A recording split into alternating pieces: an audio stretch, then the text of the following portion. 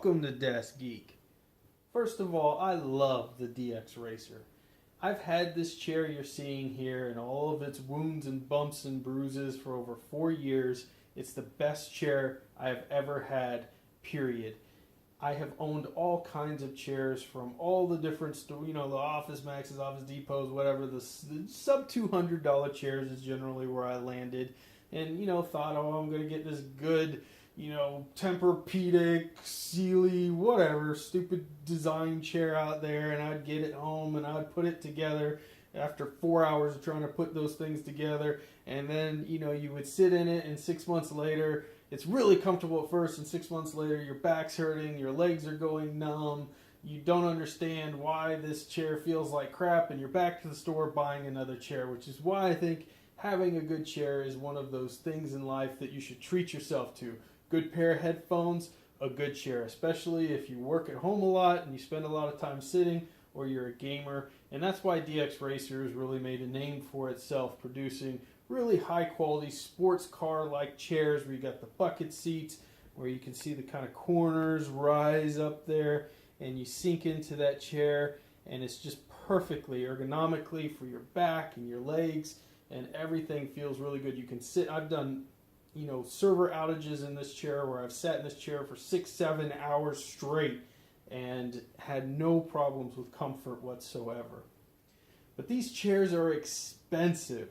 And if you're watching this video, you're probably, like me, not wanting to spend the kind of money that DXRacer asks for its chairs. What's funny is, like most things, there are even way more expensive chairs than the DXRacer. They get into the thousands of dollars. But to me, in the $300-400 range, that's a lot of money for a chair.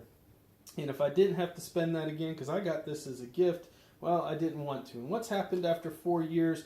Well, the cushion on the side armrests, the armrest there has completely torn the top and the side, so it's starting to get shredded. You can see the back piece has completely fallen off, and you can replace that. But the worst part is the actual cushion itself is gone in the chair now. It's kind of deflated. And DXRacer, nor OPSeat for that matter, sell a separate bottom piece there that you can replace, so you'd have to replace the whole chair or maybe have the fabric reworked on it.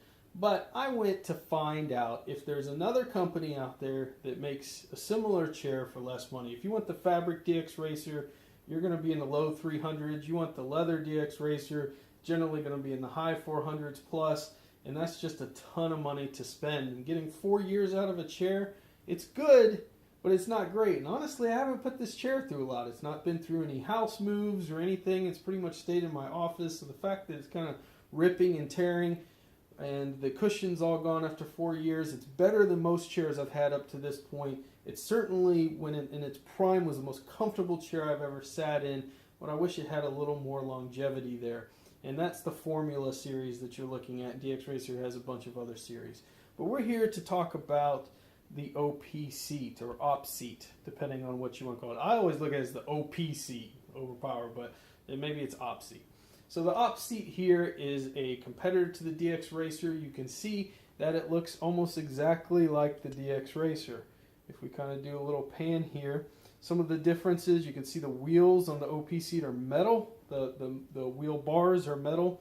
You can see the actual rollers have like rims on them, like they're all cut out, whereas the rollers on the DXRacer, they're just kind of your plain rollers there.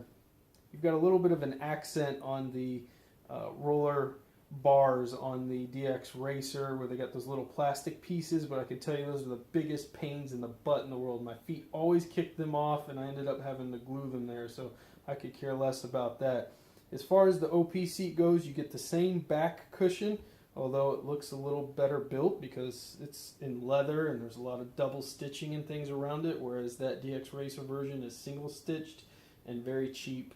You can see the bands on the seats that hold that back piece together are much thicker on the OPSeat, and you've got the head pillow there as well. Both of these chairs have a very wide base at the bottom for your seat where you're sitting.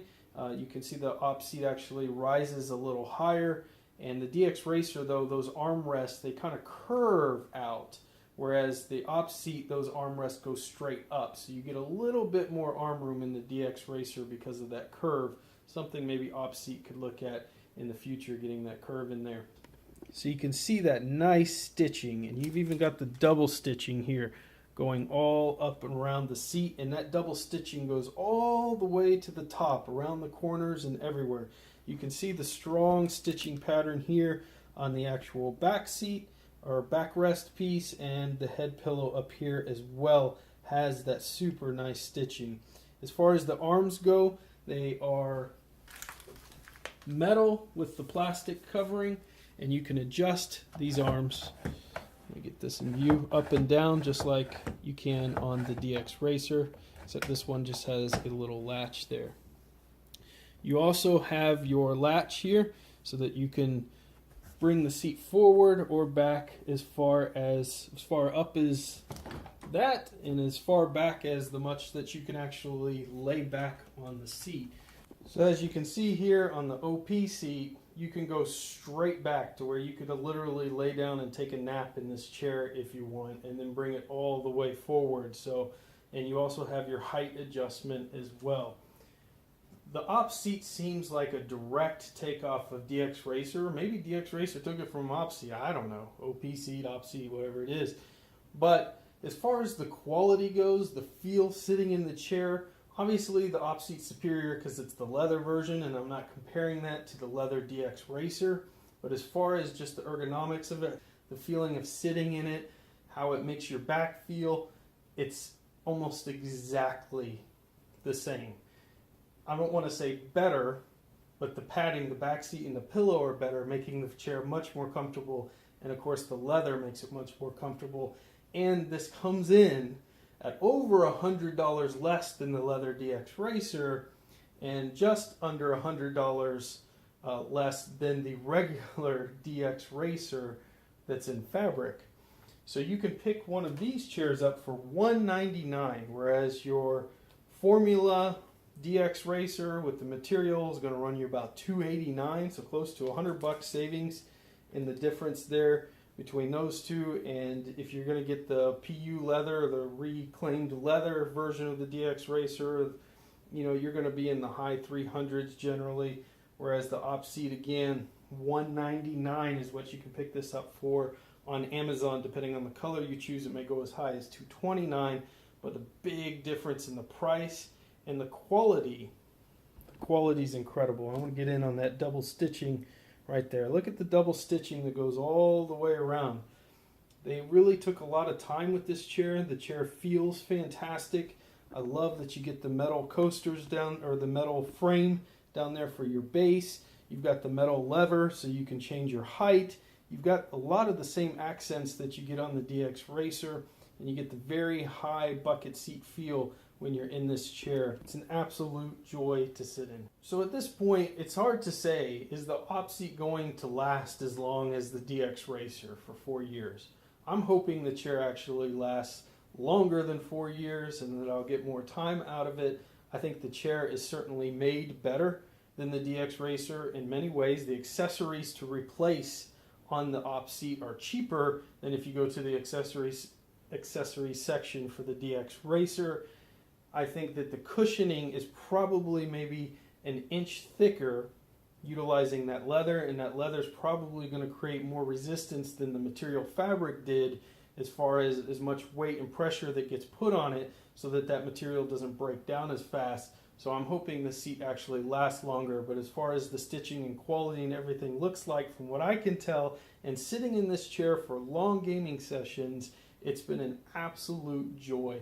I love this chair. I think it's worth every penny of the $199, and I love that there's competition out there for the DXRacer, because I love the DXRacer too. Their just prices are outstandingly high. So hopefully by having competition, they're making quality seats like this, DXRacer prices will come down, and we'll have a nice competition where us, the consumers, benefit because we get fantastic gaming chairs, we can have long gaming sessions in, and we can get them for cheaper. So that's my review. Let me know in your comments below what seats you love. There are seats that are thousands of dollars. Did you splurge for one of those? Do you hate the racing style seats? I've heard people say they don't like the racing style seats. It's all fluff. It's all bull crap. They're crappy chairs, blah, blah, blah. But that's not been the case for me. I've honestly always had office chairs, and these are the best chairs that I've ever owned. and this is the best price that you can get on a high quality chair that I was able to find. I really spent a lot of time researching, and the OPSeat is the one I'm going to go with. So you'll see it in all the future videos. I hope you like the orange color. It was cheaper, so that's why I went with the orange color. In any case, leave your comments below. I'll talk to you guys next time. Get out there and fill your brains.